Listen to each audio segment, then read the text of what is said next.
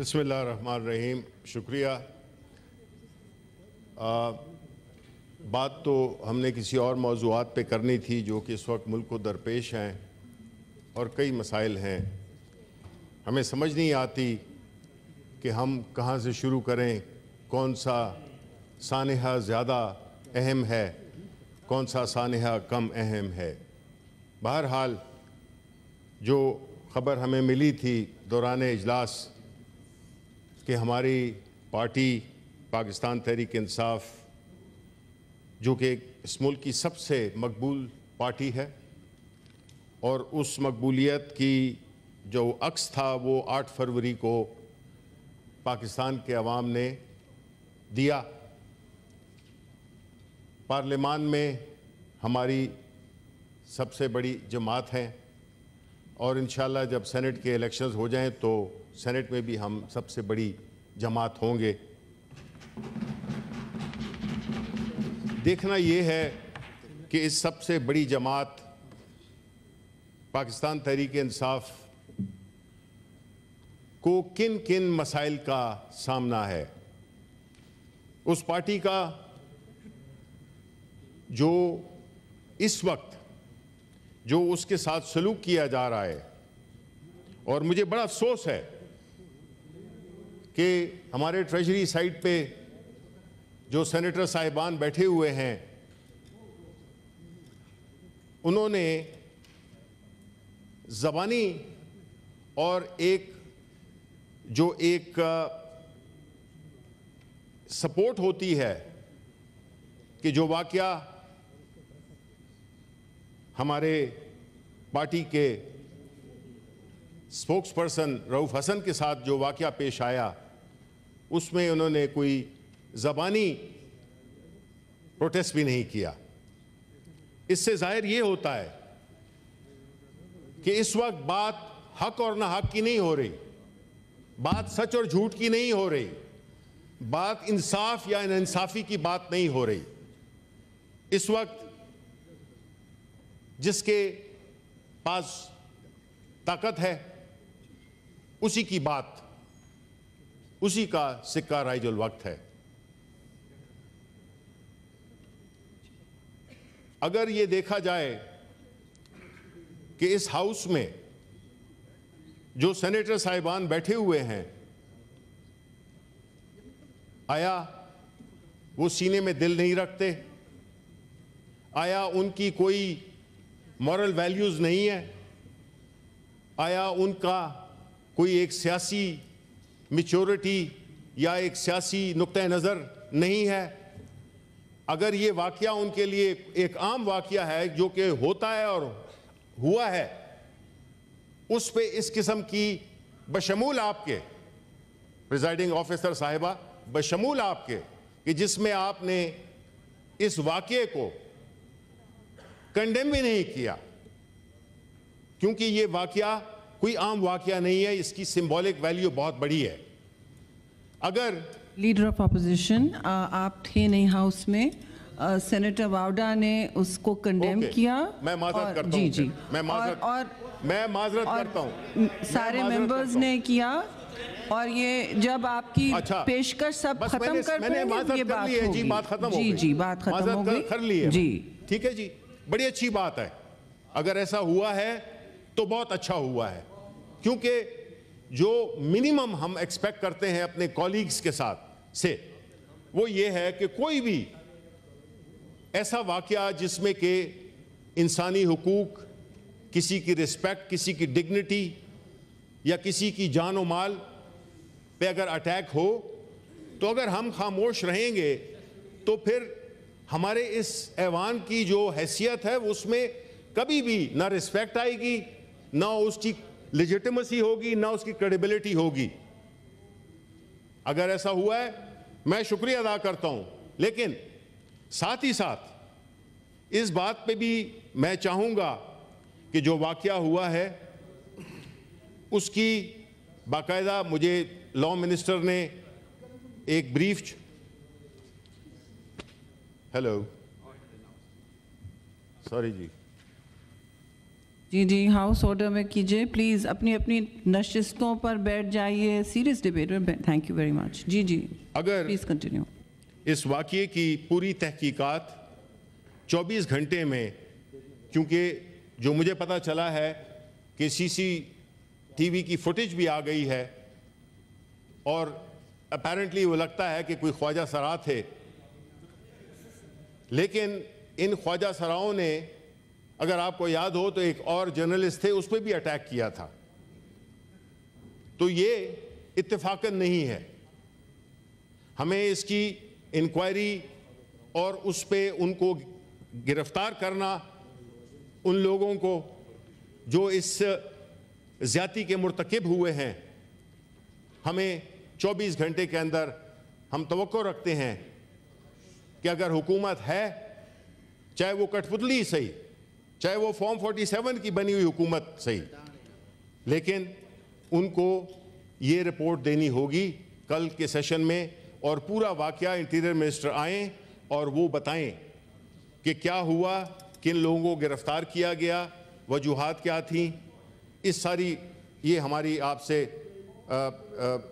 Request है कि आप डायरेक्शन दें इस मामले में कि हमें इसको हाउस को आगाह किया जाए इसके सारे सयाक व सबाक से। दूसरी बात, मुझे अफसोस है कि हमारे जो ईरान के सदर हैं उनको ये शहादत हुई है और उनके साथियों की। हम ईरानी हुकूमत, ईरानी अवाम के साथ पूरी यकजहती का इजहार करते हैं और हम ये भी दुआ करते हैं कि अल्लाह ताला उनको अपने एक आला जन्नत में आला मकाम दे। सेकेंडली, जो बिश्केक में हमारे नौजवानों के साथ जो सलूक हुआ, जो उनके साथ तशद्दुद हुआ, जिस तरह के उनको मारा गया, पीटा गया और भी कई किस्म की खबरें हैं।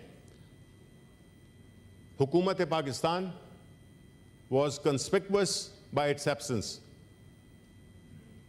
फॉरेन ऑफिस और बाकी दीगर वज़रा जो कि सिर्फ रिसीव करने के लिए गए, अपने फ़ोटो सेशन किए और बात ख़त्म हो गई।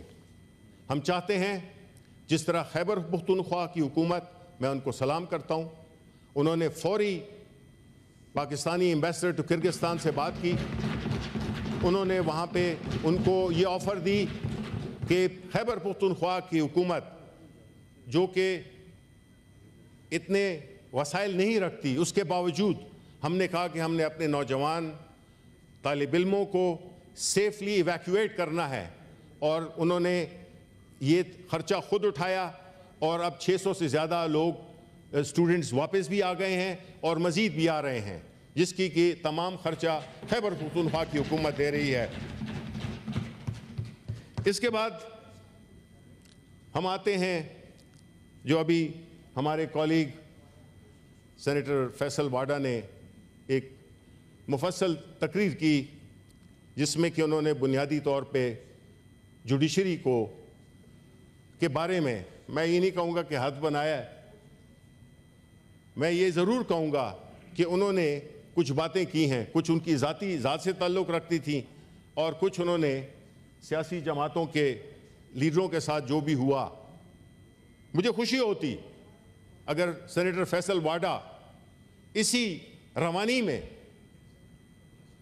पाकिस्तान तहरीक इंसाफ इमरान खान साहब के साथ जो सलूक हो रहा है, आया हम 40 साल बाद ये देखेंगे कि खान साहब का जो केस था वो एक ट्रेवेस्टी थी, वो एक जुडिशल एक ऐसा जुडिशल हमला था जो कि एक मुल्क के सबसे मकबूल लीडर पे, जिस पे के सियासी बुनियादों पे केस बनाए गए, हर किस्म के केस बनाए गए, लेकिन जिस पे मैं सख्त शर्मिंदा हूं और मेरा ख्याल है कि हम सबको भी होना चाहिए, वो केस था जिसमें के खान साहब की शादी को मुतनाज़ा बनाया गया।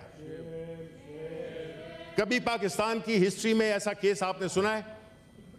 एक मुल्क के मकबूल तरीन लीडर, एक वो लीडर जो कि इस मुल्क के लिए हमेशा ग्लोरी लाया, उसने इस मुल्क का नाम हमेशा ऊंचा किया, और आप उसकी शादी को मकसद क्या था? मकसद था तज़हीक करना, उस पॉपुलर लीडर की तज़हीक करना जिनको कि सियासी तौर पे, देखें हम यहां सियासत कर रहे हैं, हमारी जिस तरह के सेनेटर फैसल ने कहा कि हमारी जाती दुश्मनियां नहीं है, हम सियासी लोग हैं, हम सियासी लड़ाई चाहते हैं। लेकिन मुझे अफसोस है कि जो मेरे बाएं हाथ पे जो ट्रेजरी बेंचेस के जो सेनेटर्स बैठे हुए हैं, जो कि अपनी अपनी जमात की नुमाइंदगी कर रहे हैं, उन्होंने सियासत से जाती दुश्मनी बना दी है। जो केसेस नहीं भी जहन में आता था, बल्कि आज मैं अदालत में था इस्लामाबाद हाई कोर्ट में, वहां पे एक केस जो कि 1 साल पहले डिसाइड हो चुका था, टेरियन का केस, वो केस दोबारा फिक्स कर दिया गया। जब जजेस ने देखा, 3 बेंच का जज थे, उन्होंने जब देखा कि ये वही केस है जिसके बारे में ऑलरेडी जजेस ने फैसला कर दिया है, 3 बेंच में 2 जजेस ने साइन करके अपनी पूरी जजमेंट दी है, जो कि रिकॉर्ड में उन्होंने दिखाई, तो जो मौसूफ वकील थे वो उन्होंने कहा जी मुझे तो इसका पता ही नहीं था, तो अदालत ने उस केस को रिजेक्ट कर दिया। अब are we running out of options? कौन सा केस है जो और मजीद बन सकता है? तोशा खाना का केस है, आपने एक एक करके, और जब भी देखते हैं कि जमानतें हो रही हैं, रिहाई हो रही है, तो उसमें आप एक और केस डाल देते हैं। अभी तोशा खाना का एक नया केस भी वो हो गया है, ठीक है। ये केसेस बनाना इस किस्म के तरीके से, जिस तरह के खान साहब को सजा हुई, जो 3 दिनों में 3 सजाएं हुई, इस जैसी एफिशिएंसी हमने नहीं देखी, इस जैसी एफिशिएंसी हमने नहीं देखी। और मैं चाहता कि सेनेटर फैसल वाडा उसका भी जिक्र करते। बात यह है कि जिस तरीके से हमारे केसेस को, जब जमानतों की बात आती है तो उसको इनडेफिनेटली डिले किया जाता है, कभी जज नहीं आता, कभी वो छुट्टी पे चला गया है, कभी क्या हो जाता है। आपने देखा कि वो जज जो कि बीमार था उसको जबरदस्ती बिठाया गया कि तुमने ये फैसला भी देना है और तुमने ये सुनना है रात 2 बजे तक। अब हमारे जो वकील हैं, सॉरी वजीर हैं कानून के, मैं उतनी वकालत तो नहीं जानता, लेकिन मैं ये ज़रूर जानता हूं कि आप ऐसी चीज़ें जो कि गलत हो, चाहे कोई भी कर रहा हो, उसको डिफेंड नहीं करें। आपकी पर्सनल क्रेडिबिलिटी एट स्टेक आ जाती है।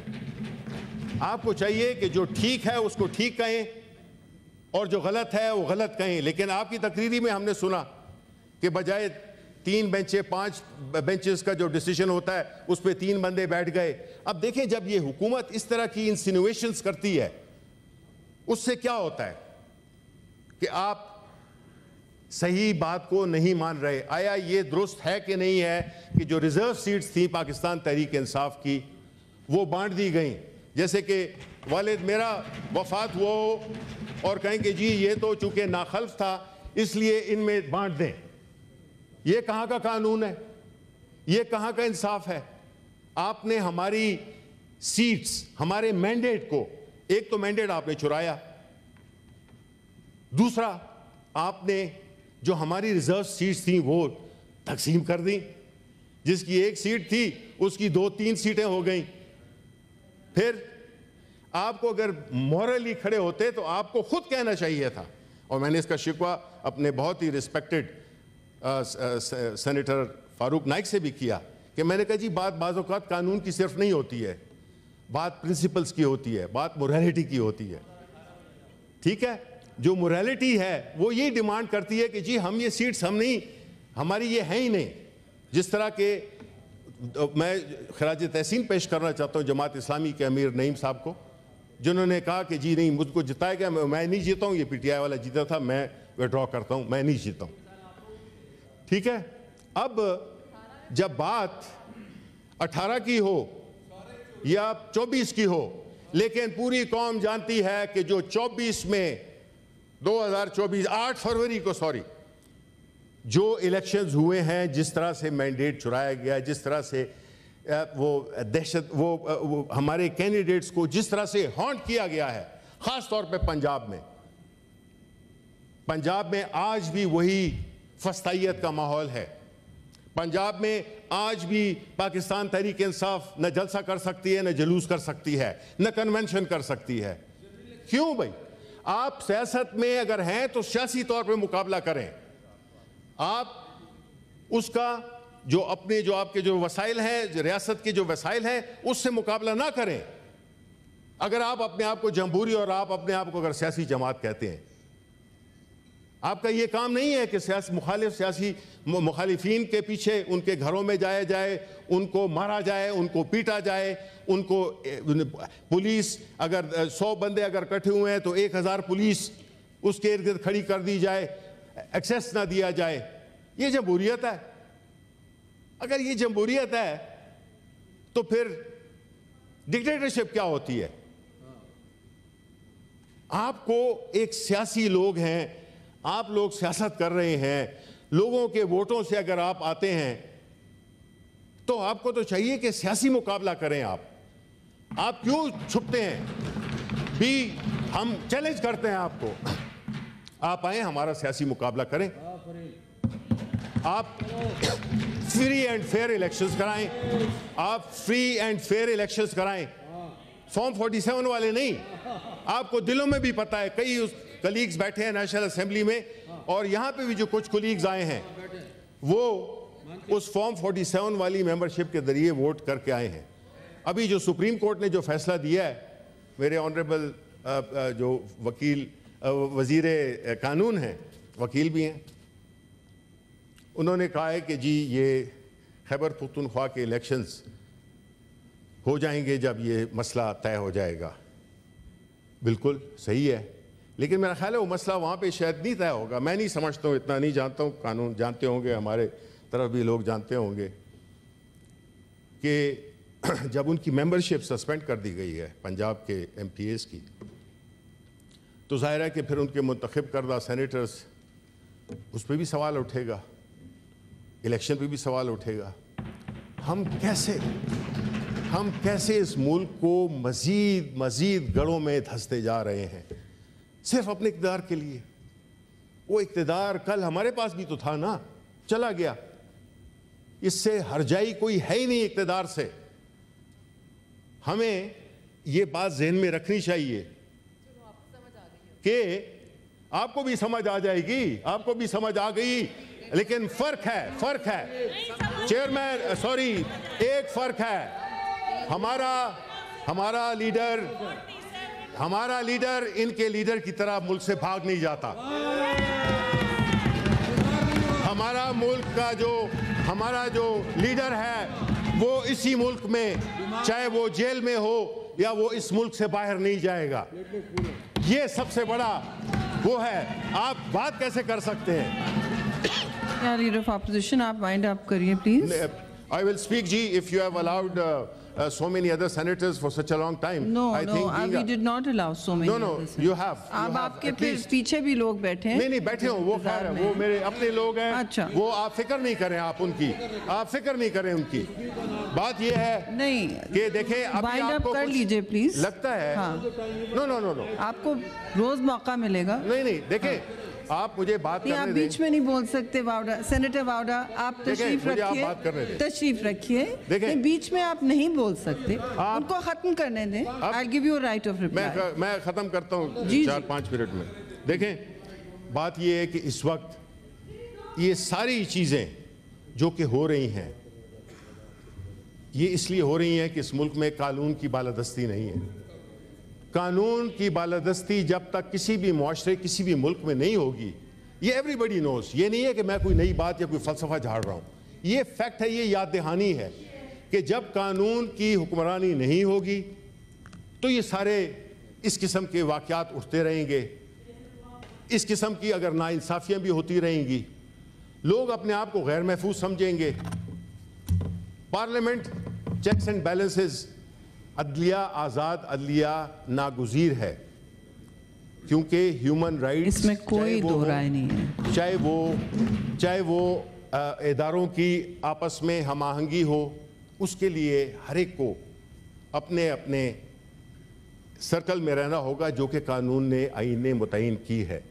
शुक्रिया। कानून और आईन के बगैर कोई भी मुल्क कहलाने के काबिल नहीं रहता। इसमें हमें ये चाहिए कि हम एक तो बर्दाश्त का वो करें और पैमाना सबके लिए एक रखें। ये नहीं है कि आप किसी के लिए पैमाने को छोटा कर दें, किसी के लिए बड़ा कर दें। My last point, thank you, last point is that जिस तरह के पंजाब में कल एक ऐसा ड्रैकोनियन कानून पास हुआ है डिफेमेशन का, कि उसकी मेरा ख्याल है कि उसमें हमें ये सिर्फ बात नहीं करनी चाहिए थी। पाकिस्तान पीपल्स पार्टी तो अपने आप को बड़ी लिबरल और बड़ी वो समझती है, आज़ादी राय इजहार का वो समझती है, और जिस तरीके से वो हुआ है तो हम तो उसकी शदीद मजम्मत करते हैं। हमारे सहाफ़ी बरादर जो यहाँ पे बैठे हुए हैं वो किस तरह से अपने काम को आज़ादी के साथ, हाँ वो होना चाहिए, एक कवायद ज़वाबित होने चाहिए, लेकिन ये तो नहीं हो सकता कि आपने उनका जी आर्बिट्ररीली जी कि आपको 10-30 लाख रुपए का जुर्माना हो गया, आप इतने साल के लिए अंदर, ये जो है ये एक ऐसा माहौल क्रिएट किया जा रहा है जिसमें कि कोई सच ना बोल सके। और ये जो किया है उन्होंने, पंजाब हुकूमत ने, ये काबिल मुज़म्मत है। और हम ये समझते हैं कि जो जजेस के बारे में, देखिए अच्छे बुरे लोग हर जगह होते हैं, लेकिन ये कोई वो नहीं है कि एक जज कोई फैसला दे, अगर वो पाकिस्तान तहरीक इंसाफ के फेवर में है तो जनाब 1, 2, 3, 4 शुरू प्रेस कॉन्फ्रेंस शुरू हो जाती हैं, जिसमें वजीर कानून भी शामिल है, प्रेस कॉन्फ्रेंस शुरू हो जाती हैं। ये क्यों है?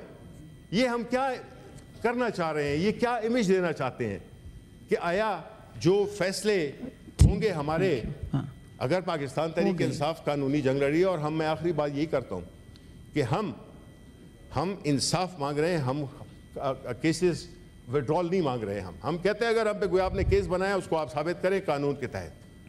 और चलिए, गुड टू सी यू। ये तो I wish I could say that, I wish I could also say that. बात यह है कि जी इस बात पे कि जो हो रहा है, जिस तरह के एक कैंपेन किया जा रहा है, जो 6 जजेस ने लेटर लिखा, उसको भी देखना चाहिए। ये इस तरह हम अनअटेंडेड इसको नहीं छोड़ सकते। और इन 2 चीज़ों पे, एक जो पंजाब का डेफेमेशन लॉ है, और आपने जो गंदम के साथ किया है, पंजाब हुकूमत ने किस तरह से रोड़े अटकाए हैं किसानों के साथ, किसानों के आपने उनका जो है मुस्तकबिल तारीख कर दिया है। तो हमने खैबर पुख्तनख्वा ने गुजारिश लीडर ऑफ अपोजिशन गंदम और दूसरे दीगर इश्यूज पर अलग डिबेट कर लीजिएगा, जिससे कि ये देखें प्रेसिडेंशियल में हर किस्म की बात कर सकता हूँ, हर सब्जेक्ट पे बात कर सकता हूँ। नहीं जी, ये पॉइंट ऑफ पब्लिक इंपॉर्टेंस था जी। 2 चीजें जी, आपके point of public importance law है जो पंजाब में जी, इस पर डिबेट आप बेशक कर लीजिएगा। ये वॉकआउट करते हैं जी, बहुत शुक्रिया। एंड नहीं, इसमें आप जैसे